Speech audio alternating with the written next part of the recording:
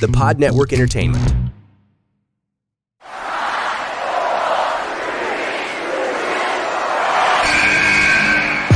What's going on? This is Xavier Woods, a.k.a. Austin Creed. Welcome to the big time! Hello, WWE Universe in the Philippines. This is Charlotte. You know your damn role and shut your damn mouth. Hey everyone, this is Jeff Cobb. I have to finish the story. We are pretty deadly. Yes, boy. Yes, boy. Hello, my name is Ilya Dragunov, the Star. Bang! The sniper is shooting you down. This is TMDK's Robbie Eagles, and you are listening to the Wrestling Podcast.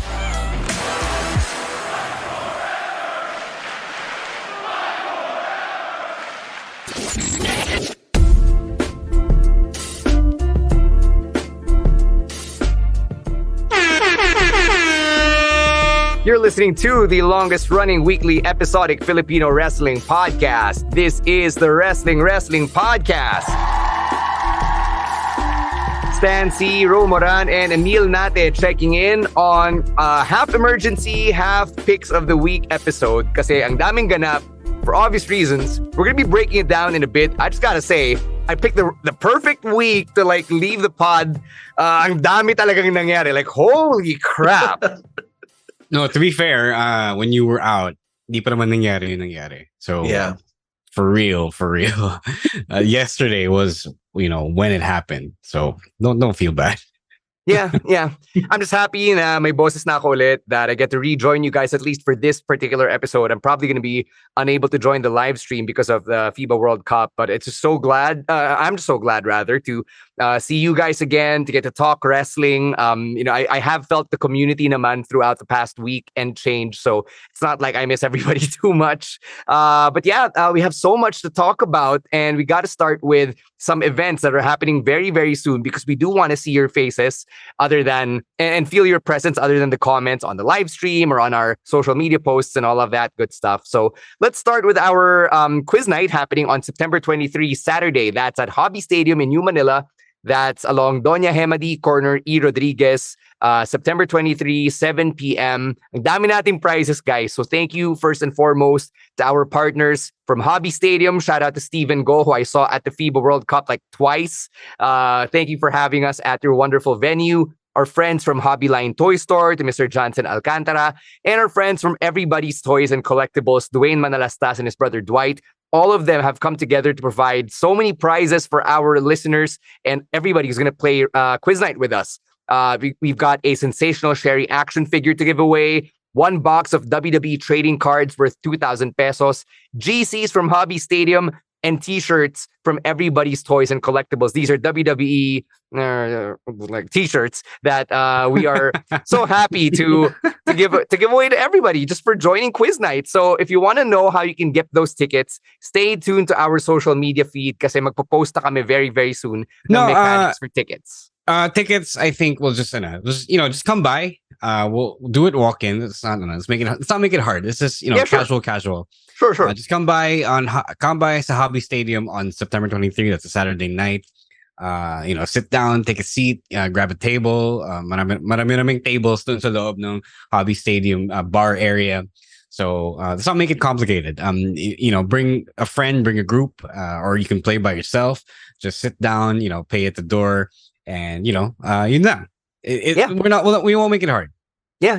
We're going to have a lot of fun on September 23, the return of Wrestling Quiz Night, the very first one since the Fire Nation attacked and led us to the darkest timeline. All right, we've also got our growing patron community, which Emil will be happy to tell you about.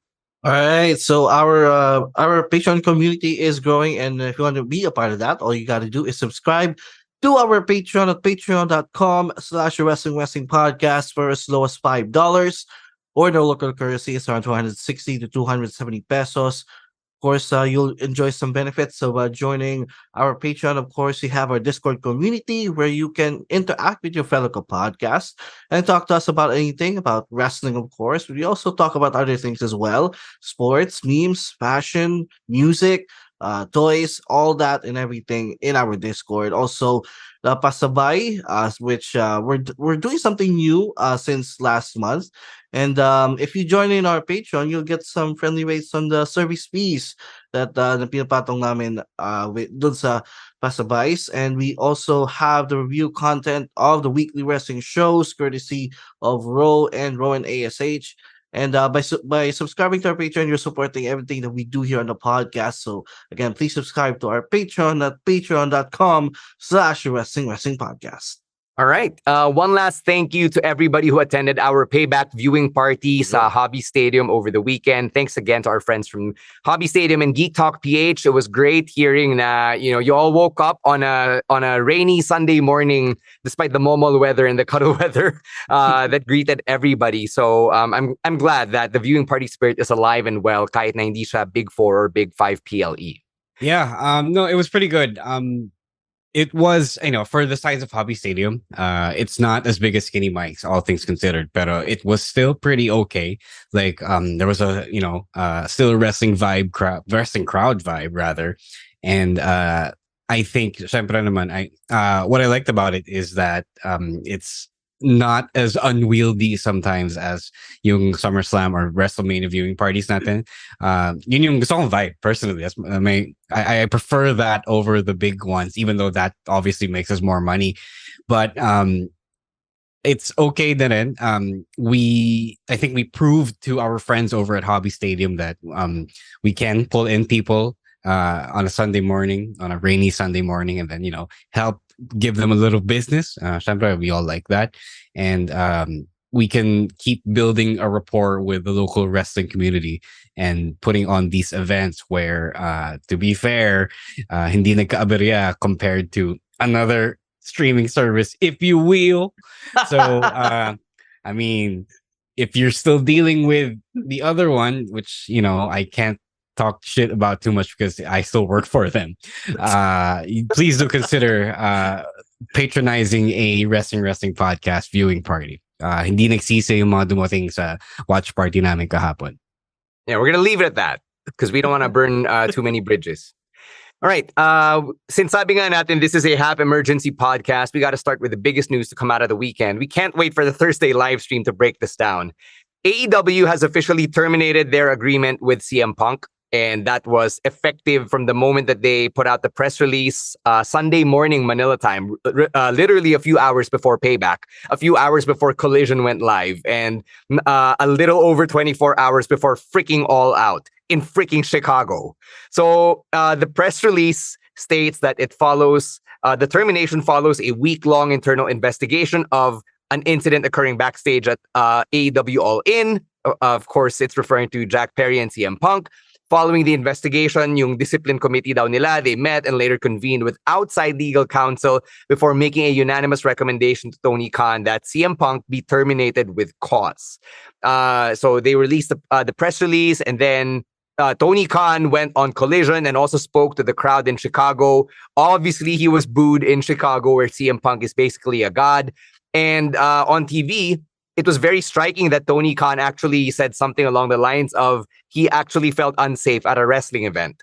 So that was pretty jarring to hear na yung boss na mismo yung nagsabi that he felt very unsafe. And there's so much to unpack here.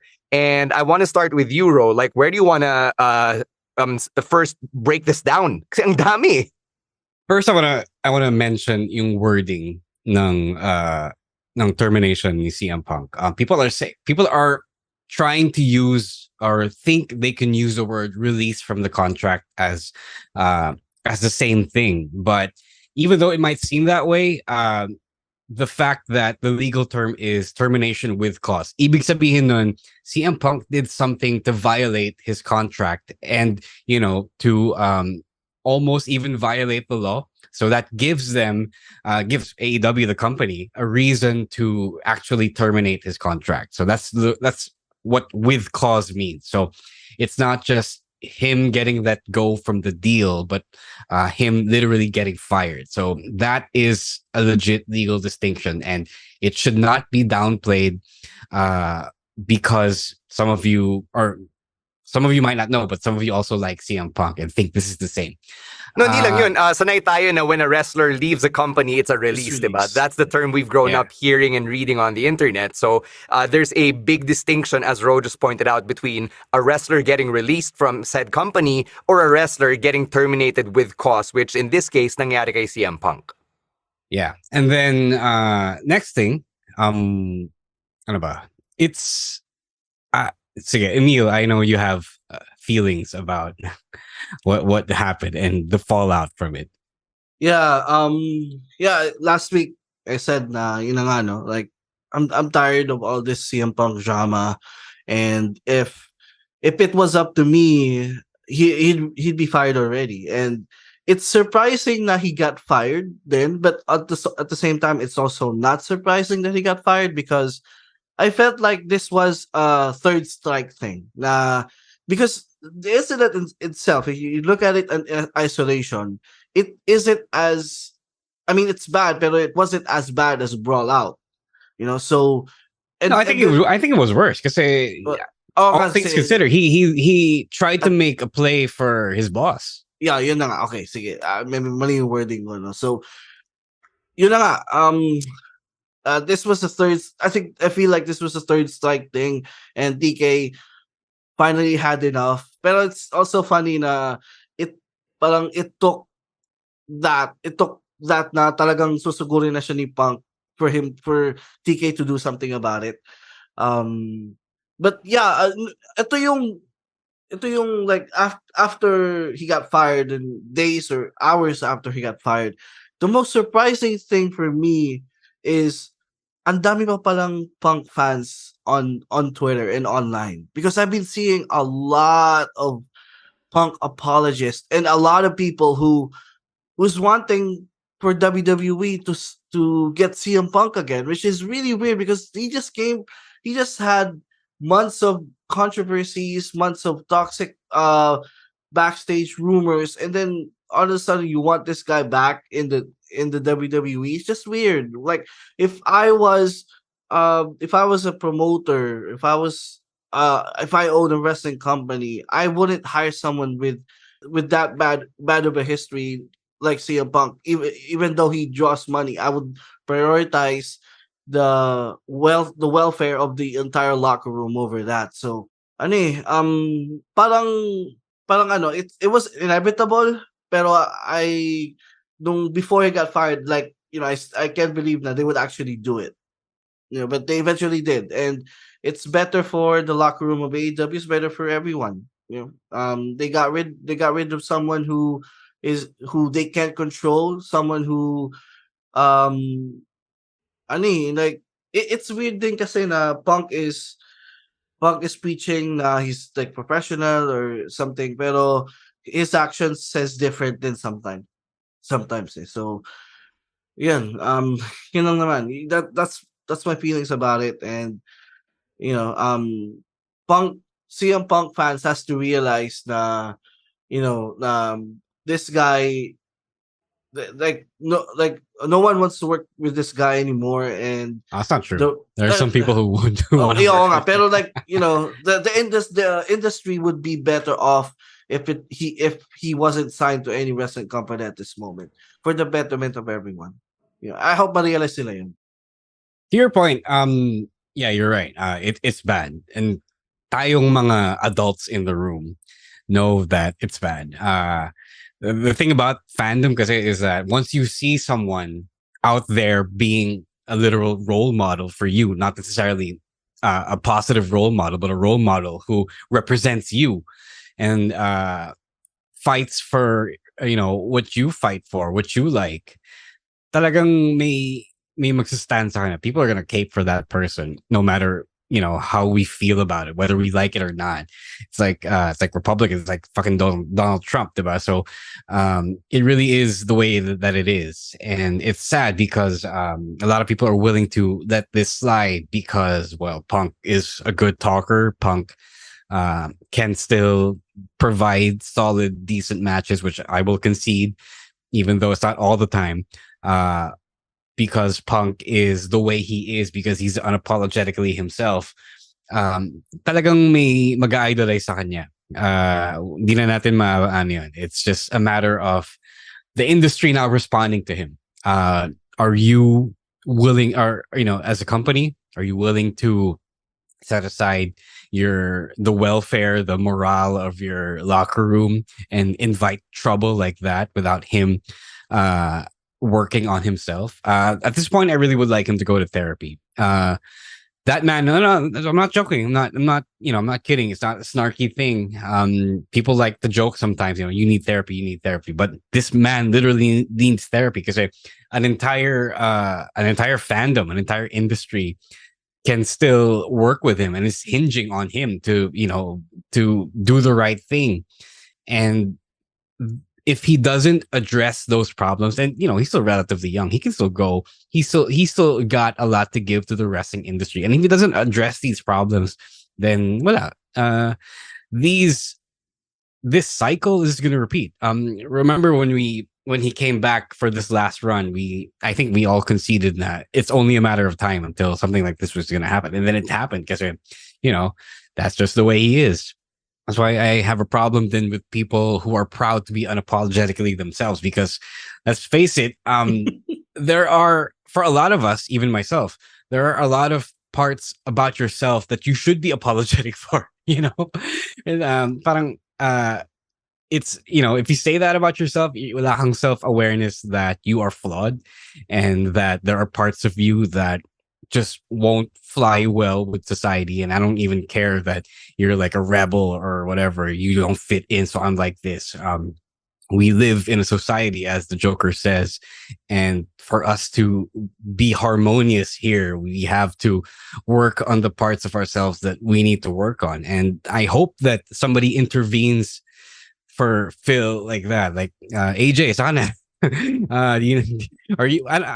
funny, but nobody knows what AJ thinks about all of this. And one would think that she is the more reasonable one in the room, in their bedroom, because she put out a whole book about mental health and she's open about her struggles, and then she can't rein in her husband, who is demonstrably acting out in public in front of the entire wrestling industry. Like, what's going on there? Not to put the blame too much, but I just want him to get help. I don't want him to be exiled from the wrestling world forever, but as long as he's like this, it's hard to do business with this guy. Should be an example then for a lot of promotions all over the world. If there is a problem, then you got to do something about it. And even though it took Tony Khan his own personal safety, a risk to his own personal safety, it's like people, you need them to feel the negative effects of their actions, or in Tony Khan's case, inaction. At least he did something about it. He wasn't a mark to, be light with his punishment. And he took the L, and he nobly took the L for a liability that he had in his locker room. I want to say one thing about the whole being unapologetic discussion. No? Kasi I think when you're in entertainment or you're a creative, being unapologetic is something that's celebrated. And to an extent, it should be. Kasi I'm going to use myself as an example, for lack of a better example.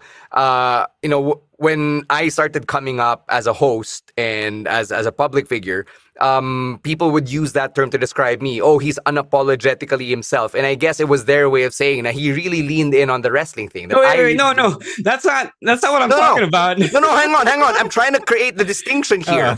So like when I use myself as an example, like I really leaned in on the wrestling thing, it's you being unapologetic, or it's me being unapologetic about my fandom. Like I'm not gonna hide it and say na, oh yeah, I'm a closet wrestling fan. Parang pag sumikat na ako, I'm just gonna throw it to the side.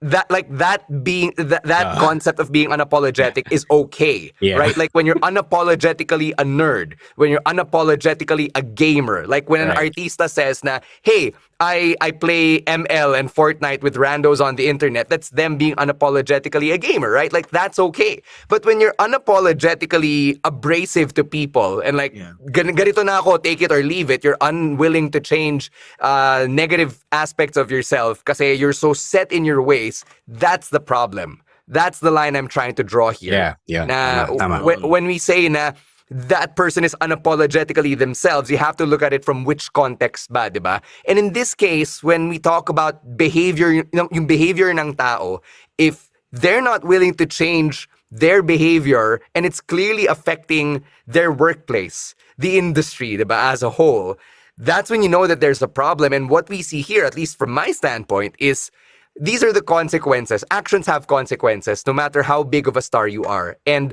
that's something na ako, matagal ko nang bit-bit to with the local industry, something na I've wanted people to realize for years and years, even before COVID happened, even before we walked out of PWR. Now, whatever you do, your actions have consequences.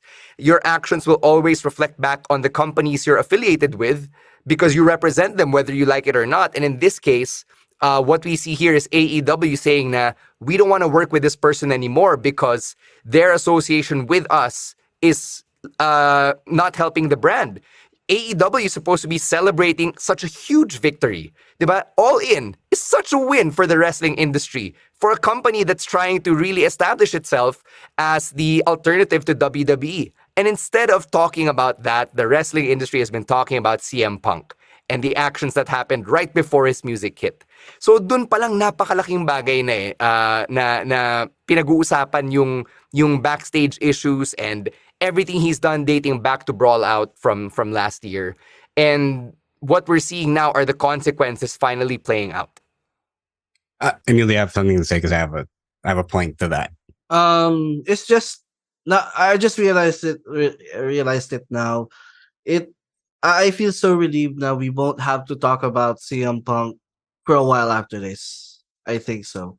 And kasi nakasama na ever since last year, this is all like every 2 weeks there's gonna be a Punk backstage rumor that we have to address every month on the show. So in a way parang nakakapagod na din. Like why my thinking is why does TK let him get away with this?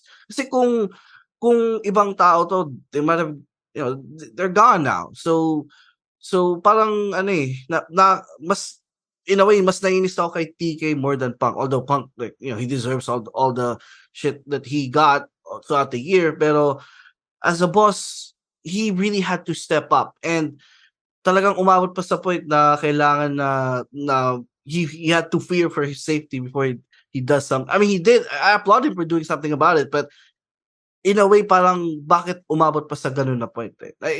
Like first signs of red flag pa lang, you should have done something about it. Right. Yeah. I'm glad that Emil brought that up because tama siya. You mentioned, Stan, that CM Punk's actions led to this, led to the historic All In event getting overshadowed by CM Punk's fragile ego and personality. But Emil's right. A lot of this blame is pinnable on Tony Khan. Kasi Tony Khan, I have to admit it, even though one day I could theoretically work for that man was a weak leader. It has to be said, and I'm not the only one saying that. We're not the only one saying that. He let this happen. He didn't discipline Punk enough when the time came last year as All Out. He didn't also take charge of his own locker room. I mean, to be honest, Punk isn't the only controversy or drama that's happening in the AEW locker room. Sobrang dami because people think they can just, let their egos fly and their abrasive personalities fly. So talagang if you can't take charge of your locker room either by yourself or through an intermediary, through someone you delegated to do that, then talagang these things are going to happen. And I guarantee you, this may not be the last time it's going to happen to Tony Khan or AEW. Nagkataon lang na nawala yung biggest abrasive dude, the guy who has no qualms about risking everything and throwing it all away just to indulge his id, diba? It's going to happen again. Another controversy, another drama is going to happen again. It's happened before Punk, and it happened with Punk. And if he doesn't get it together, if he doesn't give his roster a kumbaya meeting, let them resolve their resolve their issues. Not in a an kumbaya adult meeting, way. like a come to Jesus moment. Now, Yeah. guys, we should be adults. We should be freaking professionals here. Exactly. Yeah. Unless he takes charge of that, that thing is gonna happen, and this is only symptomatic of a bigger picture, systemic problems to AEW locker room, which is honestly something. If I had a chance to pick between WWE and AEW, and I'm not saying that I will ever get that, but if I had a chance, I wouldn't want to work for that locker room. Once upon a time, it seemed tempting. It seemed really lucrative, especially when Vince ran WWE. But now, no thanks. Been there, done that. No thanks. Yeah. So there. Those are our thoughts on yung emergency thoughts namin on the CM Punk getting fired thing. I don't know if you guys want to talk about it on the live stream, or if anyone's listening to this and you want to add to the discussion, you know where to find us. We're on Twitter and on TikTok at Wrestling2XPod.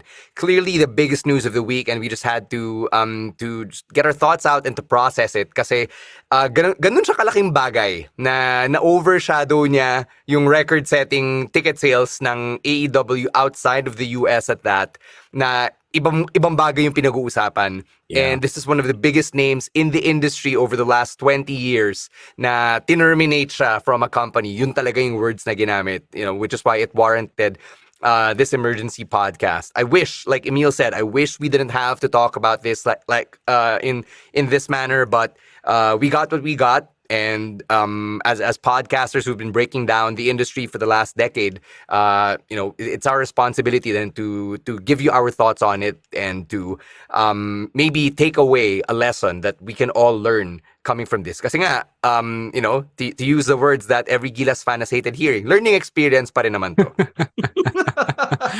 Yeah. Yeah. No, I mean, like, to go to, if you feel like you I resonate, or you feel the same as Punk, just keep thinking, what are you gonna throw away when you react the way he does? So yun lang naman. I think it's a simple test to stop yourself. Yeah. Yeah, siguro as the last thing, kasi since you mentioned the point on empathy, right? Seeing yourself in another person's shoes. Kami ni Ro, I won't speak for Emil, but kami ni Ro, we come from a place where we came from a toxic locker room. We came from a place where a lot of egos went unchecked. And even though it was a much smaller scale, it did affect our mental health, which is why we walked away. And that's which why... is why I feel strongly about this whole CM Punk situation. But anyway, carry on. No. I'm with you. I'm with Ro. We both feel strongly about it. Kasi nga, pinagdaanan din namin to. And this is to explain to a listener who may be confused. Bakit, you might be asking, bakit sobrang anti-CM Punk nyo? It's not that, We're anti-toxicity.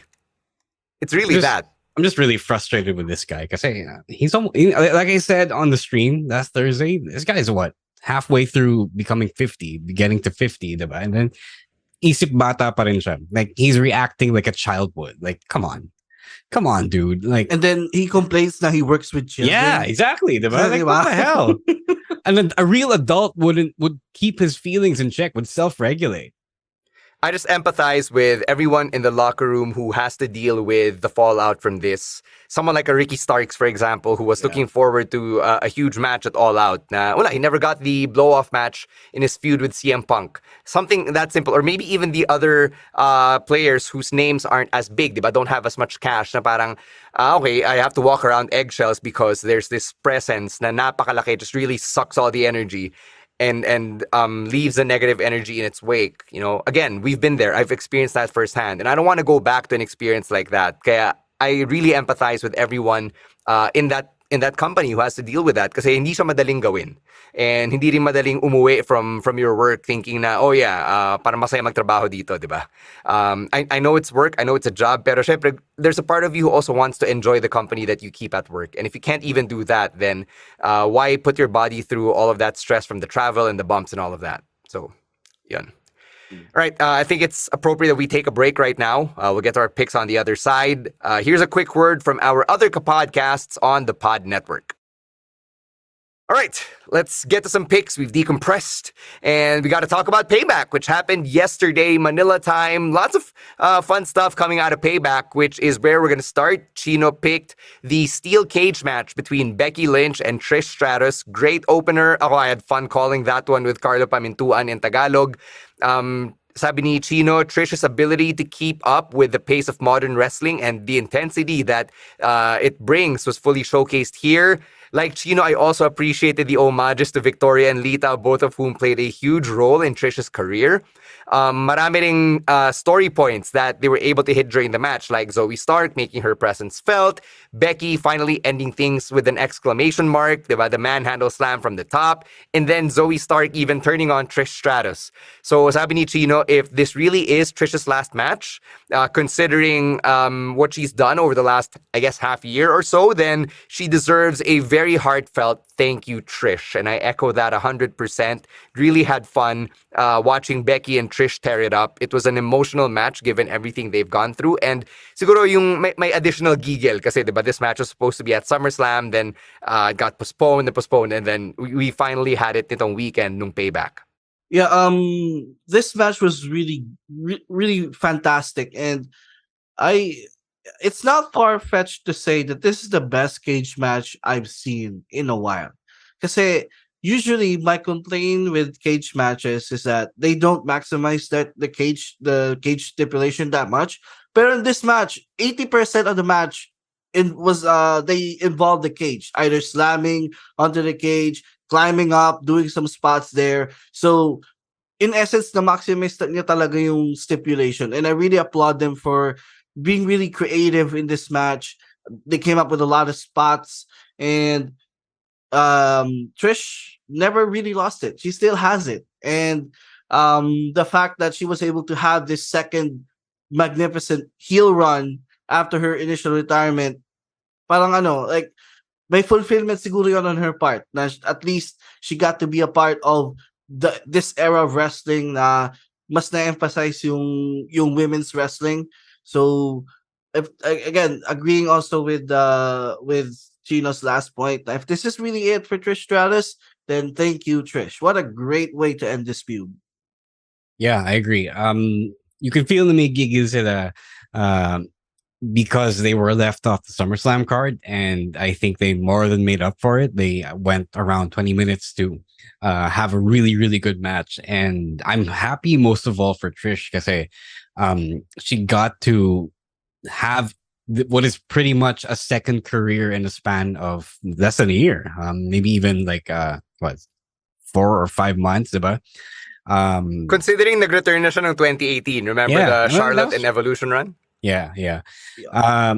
Pero now, mas hinog yung skills ng the 4 horsewomen from that time, and Becky was is great enough to give her a really great match, and she's able to reclaim the power that the divas didn't really have in her time in the Attitude Era and the Ruthless Aggression Era, where they were relegated to being eye candy, TNA eye candy. So I really like that for her, and nakisabay siya. I agree with Chino when he said that Trish was able to keep up with Becky, and that's actually more than one can say for Lita, who wasn't able to perform at that level that Trish did. And for that alone, for doing that at honestly at this age, with years and years removed from the wrestling industry, that's really great. She deserves like an all-time legendary status here. I would even go so far as to call her one of the greatest of all time here for being able to do that, for being able to keep up, and great on her. I think our fandom in her from simpler times is now more than well earned here.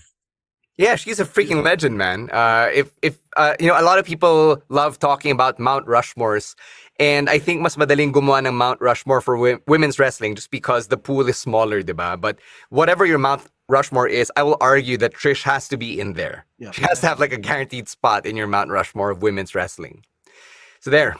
Next pick comes from Rowan. It's from the same show, from Payback. It's the Steel City street fight between Kevin Owens and Sami Zayn, and the Judgment Day where Finn Balor and Damian Priest won the Undisputed Tag Team Championship.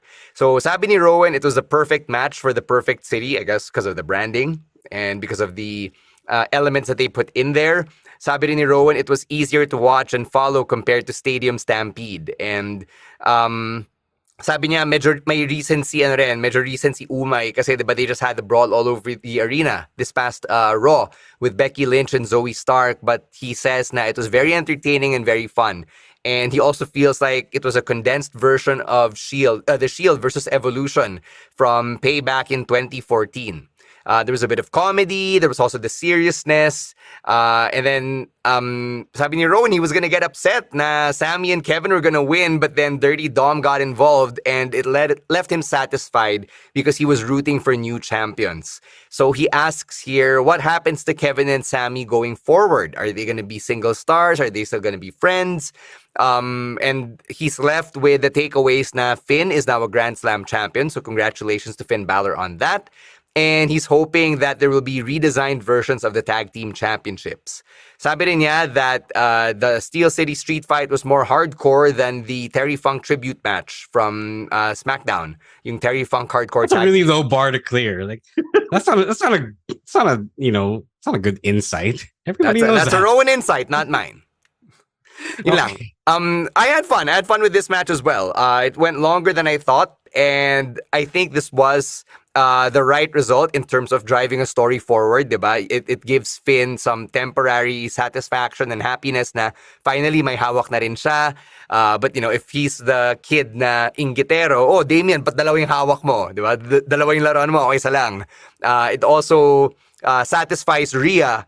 Diba? Kasi sinabi sa mga bata niya, oh, umayos kayo, yusin yung buhay niyo kasi away tayo na away. Ayun na, they finally got on the same page. Another question coming out of this one is, what's JD McDonough gonna do from here? Kasi clearly, he interfered and nakita ni Damian Priest, pero nakalamang naman siya, diba? Naka-benefit naman siya from it. So, are they gonna be a 5-man unit for a number of months? Diba? Before a turn or someone gets kicked out? So those are some of my questions heading out of the Judgment Day's title win at Payback. Yeah, I just want to say, God bless Kevin Owens. That man, he did a swanton from yung sa taas. Wild nun. Second floor champion dito sa Pinas. He almost overshoots himself and muntikan na niyang ma-miss totally si Dom on that table. Yeah, that sobrang sakit nun. So God bless Kevin Owens for that. And those questions, he has Rowan, I saw here, will they go back to being single stars? And your question as well of what is next for JD. Now it's more clear to me more than ever, especially after a segment on that event as well. We might head to a War Games match, but that's another time for us to talk about that. Pero that's yung feeling ko right now. We're headed towards a War Games match with the Judgment Day and maybe JD McDonough against the babyface team, which we will talk about on the So Pero, basically, it's a repeat of last year's Bloodline story. Oh, But you have, Bloodline, yeah. No, I agree. It's a really fun match. Hardcore matches are always fun, especially when you do them right. Tapos minsan, but not this case. They're like sometimes relatively lower risk and high reward, but this one was high risk, high reward talaga, especially with that Kevin Owens swanton from the top. No, nothing more needs to be said about that. When you introduce a level of both story and pure violence, pure violent fun with props and everything, syempre, it's going to be a big winner. That's like dopamine hits left and right here. I do want to touch on the story real quick. I like it because they're doing Bloodline 2.0, but I hope that it seems like they're learning the lessons of the Bloodline. But I guarantee you, people will turn on this when it drags on for long enough. So the challenge now for them is to find a way to not recreate the sometimes outlandish twists and turns of the original Bloodline story. But I like na Finn and Damien got together. Na detour na naman sila from their breakup. I do think there are a lot of breakups, and someone was self-aware to realize this na, okay, we gotta stop with the breakups for a while. So okay, yeah, really good stuff. I liked it. Rowan was good to pick this, but I wouldn't say it's better than Stadium Stampede. Yeah, iba rin kasi. Kasi diba yung Stadium Stampede and Anarchy in the Arena, gulo talaga. You know, a Steel City Street Fight, away, diba? Yeah. Away o gulo. Magkaiba yun. Exactly. Yeah, you're right. Yeah. Tuwa si Emile. Tama naman, di ba? Yeah, sure. Away o gulo? Away, itong Judgment Day, Kevin Owens, Sami Zayn. Gulo, Stadium Stampede. That's the point of the Stadium Stampede. It's all like messy. Yeah. Diba? No, kaya nga Anarchy in the Arena yung pangalan, di ba? Anarchy talaga. Yeah. All right, let's cross over to AEW, where Emile picked a match from the most recent Dynamite. I feel like this part of the podcast will be a Orange Cassidy love fest.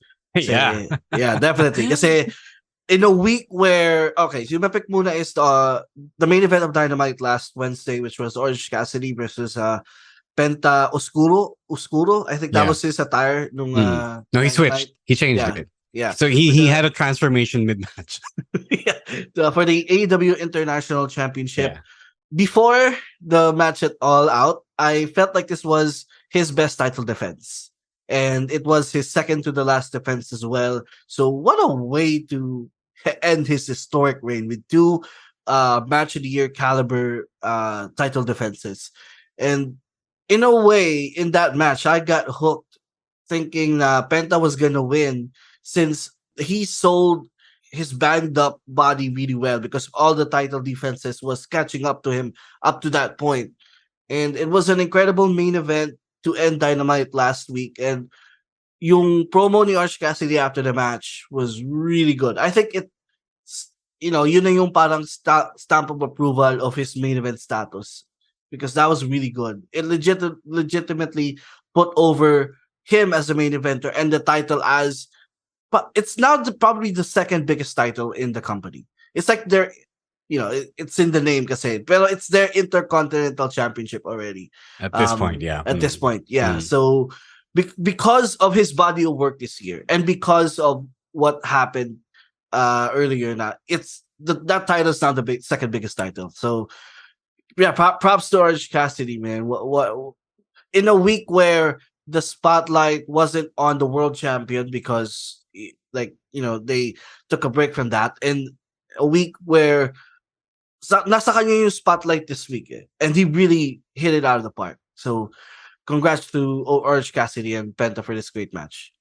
Yung promo ni Orange Cassidy, diba sobrang nagseryoso siya for like the first time ever on the mic. I really appreciated how he ended it with because I am freshly squeezed Orange Cassidy and I do not have a catchphrase kasi it still reminds you na this is a guy who still does not care. Like, he cares enough to finally get serious and get on the mic and bear his feelings out there. But then he'll remind you that I don't care enough to the point na I'm going to market myself and have a catchphrase and all of that. So, very consistent pa rin with who Orange Cassidy has been. And I have become an Orange Cassidy believer. Like, siguro, midway through year one of AEW. And I guess for everyone else who's finally seeing the light na this guy's the real deal, I guess this is everything you need and more. I actually didn't like the promo. Bakit? It was fun.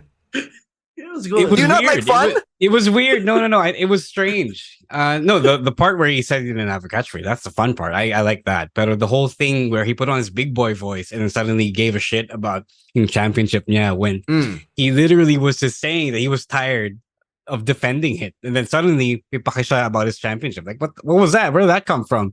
I thought it was pretty inconsistent with who he is because parang nobody was building up to him suddenly giving a shit about the title because he's like I don't give a shit who I'll defend it against, or I'm getting tired of this. Honestly, I'm getting tired of this, and then I'm getting hurt, and then all of a sudden he's proud to be champion. I thought the whole thing was whatever, wherever. It was strange for me that he raised his pitch up and declared it with his whole chest. So that was strange. I didn't quite like that. And then buti na lang bumawi siya dun sa promo niya on Collision with the pre-taped vignette about John Moxley. So that part I didn't like. Emile, you talked about this match and you didn't even talk about the viral spot. What was the viral spot? What was it? Can you remind The me again? dueling Canadian destroyers. Oh, yeah. That got yeah. the internet in a tizzy. I thought it was funny. I thought it was funny because this is an Orange Cassidy match, and then he's going up against a luchador. So the rules that we grew up with around traditional North American wrestling, they don't apply.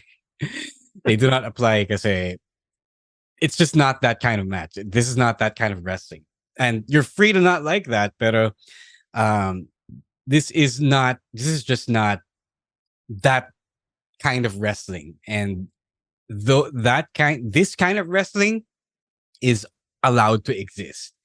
It's still art. It's still them expressing themselves. It's still them trying to work within the rules. Like I still saw some selling. That stuff is closer to what I see in NJPW Strong Style or King's Road, then closer to also what I see in Lucha Libre. So you can't invalidate those styles as well. Like I say, those are regional house styles.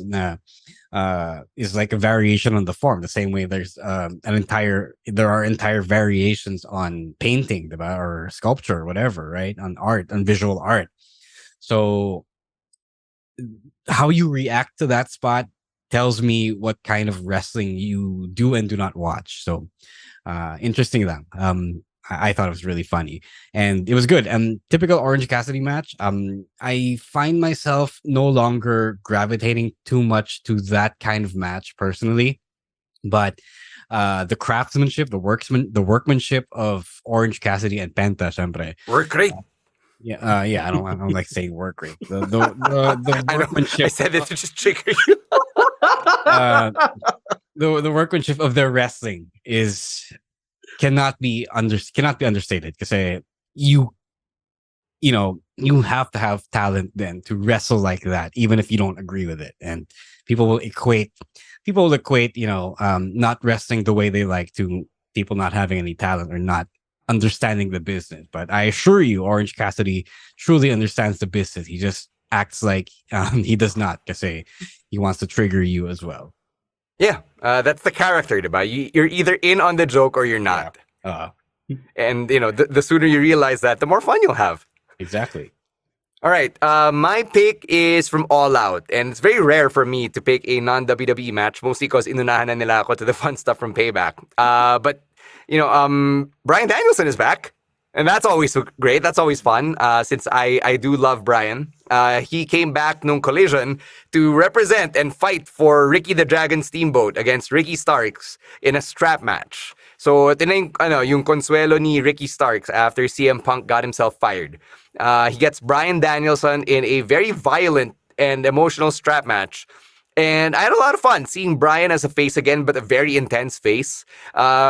Medyo complex ngayon yung dynamic na you have a face Bryan Danielson fighting on behalf of Ricky the Dragon Steamboat, tapos yung mga tropa niya puro kupal.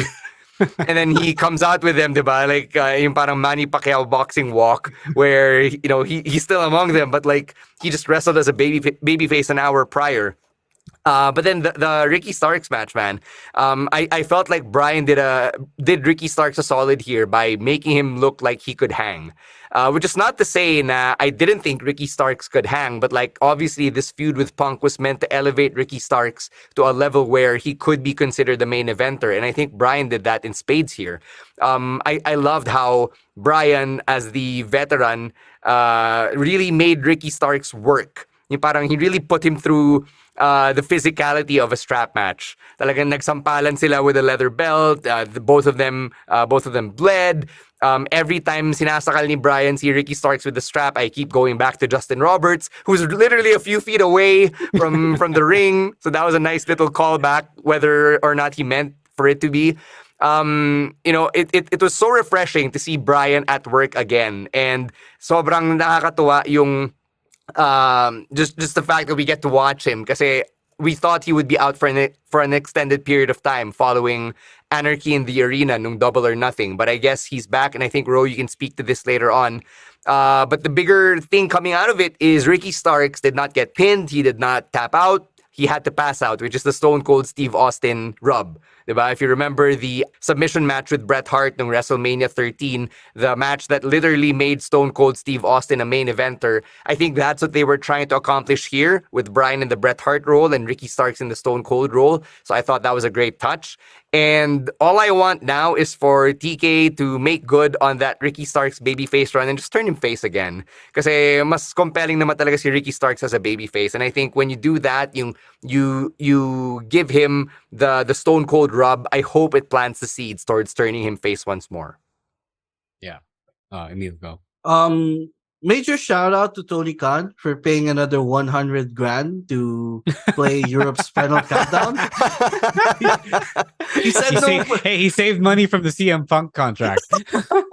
He said nung Forbidden Door na that was only a one-time thing, but I'm glad it wasn't a one-time thing and he brought it back. So that's the one sulit yung 100,000 na yun just for those 2 times that it was played on the show. Yun, Forbidden Door pala na-injure si Bryan, not Double or Nothing. So yeah, people won't come for me on the internet.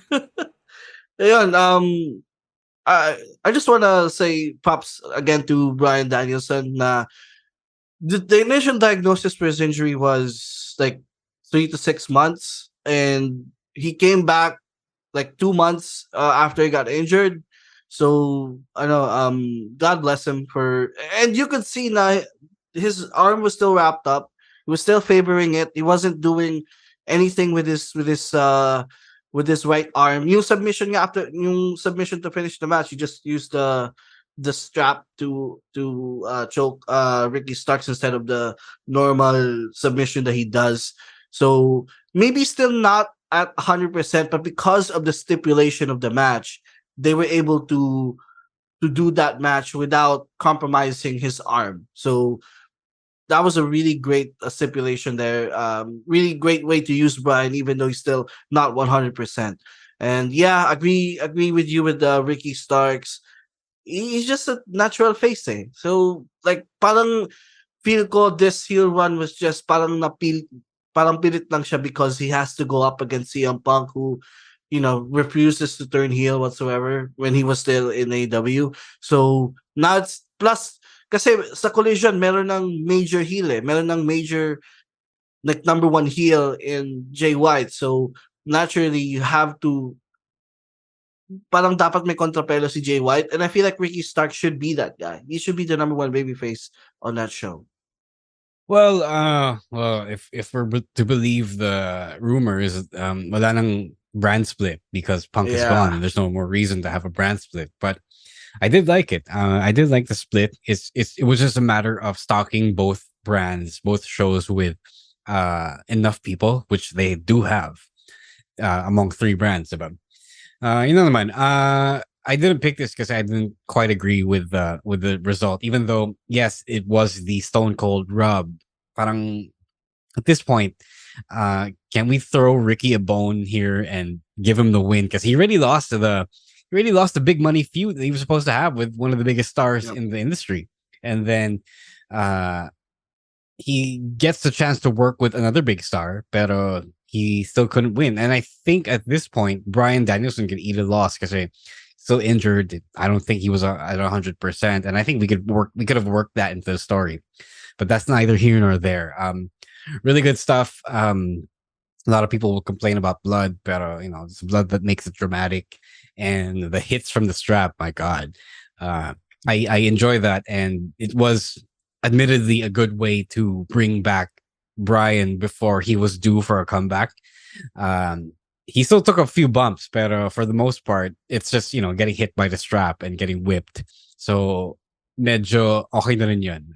It's one of those things na hardcore matches can, in a way, protect you.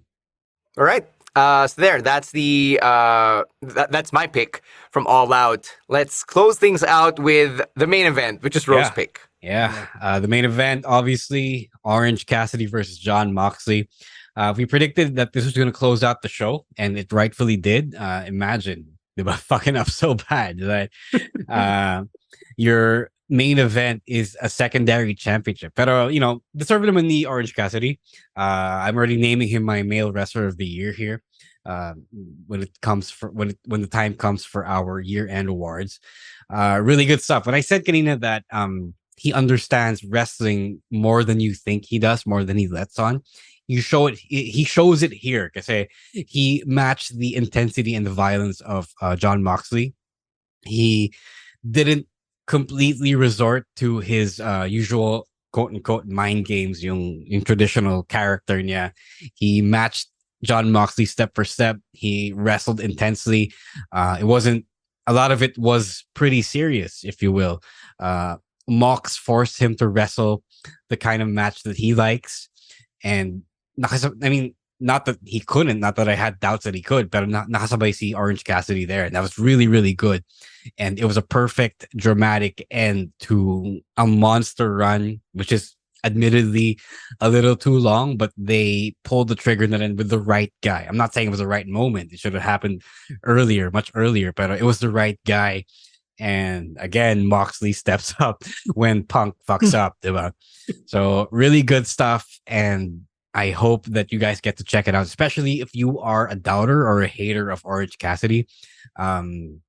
He really shows here that he can still do your grounded, quote unquote, realistic type of wrestling, which is a huge contrast to what we saw in Dynamite last week. So please go watch this. You will believe in Orange Cassidy. Yeah, it's just, I'm just happy that we went from a few years ago, siya lagi yung pinuputak din ng mga critics, si Orange Cassidy, because of the comedy. Like, they don't like the comedy that he does. And to see him now, hindi naman sa, he didn't have it before, but he, again, like you said, bro, he understood his assignment. And now to seeing him main eventing a pay-per-view against one of the best in the world, it's just so fulfilling as a fan of Orange Cassidy. Like, when he came to AEW, like, I was already a fan of him, and to see him evolve from being a comedic wrestler to having main event matches, having great matches each and every week, this was satisfying to see. And like, nung he was in this title reign, I always thought, because he keeps on winning every single time, I thought, sino ba itatalo kay Orange Cassidy? And at that time, I had no idea na John Moxley was really the right man to dethrone Orange Cassidy. Like, it was just perfect. It was a perfect end to a really great title reign. And now, like I said earlier, the international title now gets elevated as the second biggest title in the company. So great job to both of them. And Moxley, he has to do a lot, but to follow up OC's great title reign. And I'm sure he will eventually. Well, Mox has been carrying AEW on his back over the last year plus, especially given all of the crap that the company has had to go through. I will say that I think the difference between the Orange Cassidy title run and Darby Allin's TNT Championship runs is when Darby was being Super Darby, it really looked like parang sinuwerte si Darby Allin, or yung parang it defied logic sometimes, the way that he would win his matches, lalo na that first TNT Championship run, diba? That left me with negative feelings towards Darby's booking. I didn't see that or feel that with Orange Cassidy. With Orange Cassidy and his title run, all of the title defenses have always been him just outsmarting people and finally using that wrestling skill and ability in that last stretch of the match, which I guess was still consistent with the character, whereas Darby Allin was booked to be just freaking invincible at times, which looked inconceivable given his frame, diba? His size. So I think that's why I appreciated the Orange Cassidy title run in retrospect. And yung defiance that Orange Cassidy brought to this match against John Moxley was so good. Kasi he knew he was overmatched. He knew he'd finally met the guy na makakatalo talaga sa kanya. But he never gave up. And he was defiant till the end. I'm using all these cliches. Diba? The fact that he could barely stand up, tapos nag-middle fingers na lang siya kay Mox, which led to the final Death Rider for the pin. That was a very good moment kasi it just painted the defiance of Orange Cassidy in that 5-10 second span. So I really appreciated this pick. I thought it was a good match to close the event. And I really, really appreciate Orange Cassidy and everything he brings to wrestling, because this guy is so good. He's so good. So there. Those are our picks. As always, we're going to open it up to you guys naman. If there are any picks you want to throw in there, any comments you want to add to the conversations we've had. I personally enjoyed getting back on the pod with you guys, so thank you for spending this time with us once again. For everything that you want to reach out to us about, it is at Wrestling2XPod on TikTok and on Twitter. You can also hit us up individually. You know where to find us. It is at EML_Meister, at Rowiswar, at Chino Supersized, at Monday Night Rowen, and at _Stancy. Plug ko na rin yung TikTok ko at Stancy Says, where I'm active now because of the FIBA stuff. So if you want to see some behind the scenes stuff from my adventures at the World Cup, go check it out. It's at Stancy Says on TikTok. And thank you so much to Babyface producer Jasper, who does so much good work for us. He even filled in during the live stream last Thursday. So we acknowledge you, Babyface producer Jasper, and all of the other producers over at the Pod Network who make our lives so much easier here on the podcast. Thank you to every listener, streamer, subscriber, follower for everything you do for us. And we will catch you on Thursday for the live stream at 7 p.m. Hopefully, no one gets fired by then. Parang mababreakdown lang nina Emile and Ro, and whoever will join them on the stream will just be payback and like WWE. Right, we'll catch you on the next podcast. For Emile Nate and Ro Moran, my name is Stan C, saying stay safe, stay healthy, and don't be a dick. Wrestling Podcast out. Bye-bye. Peace.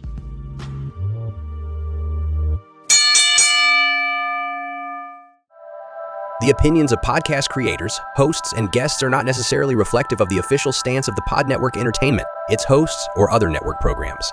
The content created by the people behind the podcast is personal and not meant to harm any religion,